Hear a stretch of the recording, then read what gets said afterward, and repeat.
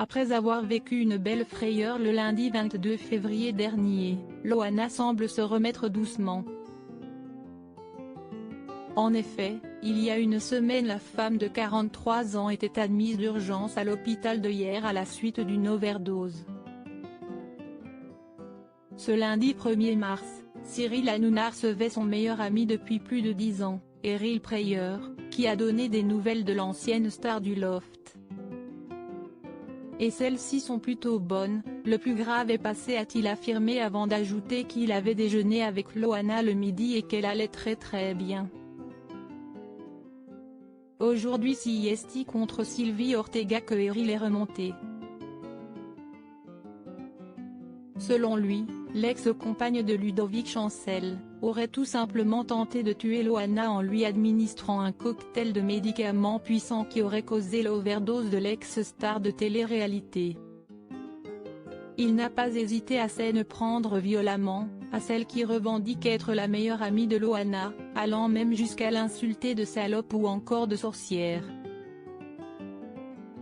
Loana s'est exprimée pour la première fois dans une vidéo. Eril est venu sur le plateau avec une vidéo exclusive de Loana qui s'est exprimée pour la première fois depuis son hospitalisation.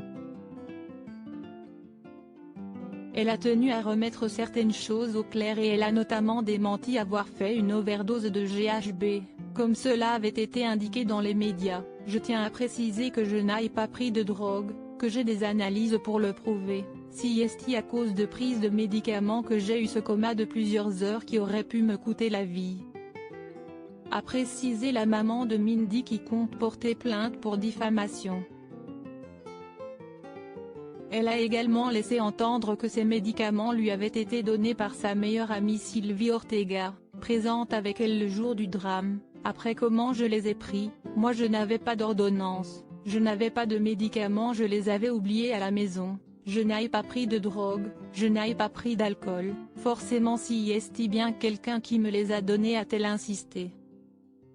Dans cette vidéo, elle accuse également Sylvie Ortega de vol. Par contre je tenais à rajouter à l'attention de Sylvie que ma valise est étrangement vide, il manque de mes bijoux, j'ai plus de culottes, plus de fer à friser, j'ai plus rien dans ma valise et tu étais celle qui était à côté de moi dans la chambre d'hôtel.